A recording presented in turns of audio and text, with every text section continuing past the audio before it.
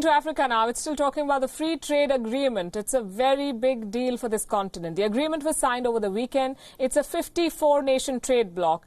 If successful, the trade agreement could unite 1.3 billion people and create a huge behemoth of an economic bloc worth $3.4 trillion. The free trade area is the largest since the creation of the World Trade Organization, and that was 25 years ago. That explains why this is a big deal. Several reports have called this FTA an economic game changer for the continent. France 24 says that it's a landmark deal, but Germany's Deutsche Welle is not impressed. An opinion piece on the DW website analyzes previous failed attempts to unite the African economy. It says that this trade bloc is also just a dream. Quartz discussed the pros and cons of a deal like this. So what is the deal about? It's an attempt to boost intra-regional trade in Africa. At the moment, intra-regional trade constitutes a paltry 17% of exports. In comparison, in Asia and Europe, the contributions are 59% and 69%. A free trade zone is going to address this disparity. African leaders are very optimistic about this FTA. Cette entrée en vigueur de la zone de libre-échange continentale africaine est la plus rapide de toute l'histoire de notre organisation. Cela prouve, s'il en est besoin, l'intérêt que nos peuples et nos États attachent à l'accroissement des échanges intra-africains. Il en est ainsi parce que nos peuples et nos États en connaissent les avantages.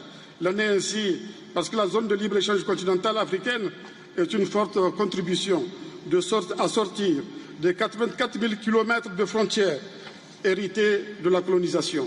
Elle permet d'en sortir, non pas en redessinant les frontières actuelles, mais en sortant par le haut, par l'intégration. وأصبحنا على الطريق الصحيح نحو حقبة جديدة واعدة تتسم بالتنمية والتقدم بدلاً من الركود الاقتصادي والنزاعات. Now, among the countries in Africa, Eritrea and Somalia are the only two nations which have not joined this bloc. Eritrea's economy is in the doldrums. The country says it will hold talks with the African Union on the issue soon. Ghana has been selected as the country to host the secretariat of the trade bloc. So what will the impact of this free trade zone on Africa's economy be? Members have agreed to eliminate tariffs on most goods, and this will lead to a 15 to 25% increase in trade as per the estimates of the IMF. But reducing tariffs alone is not enough because Africa faces many challenges. Poor road and railway links, unrest, excessive border bureaucracy, corruption. These are some of the immediate challenges. Besides this is the problem of divergent interests. Africa already has 4 overlapping trade zones, but only one of them is functional. Will this new trade bloc lead to more disruption in trade in Africa? The jury is still out on that question. For example, Nigeria. Nigeria relies on oil exports, and it may not gain very much from this deal. But South Africa's exports could rise dramatically. There is a problem of economically richer countries overlooking the interests of the poorer ones. The disparity, as I said, is huge. Consider this example. The 3 largest economies in Africa, Nigeria, Egypt and South Africa, account for more than 50% of the continent's GDP. Simply reducing tariffs will not answer the question of economic disparity.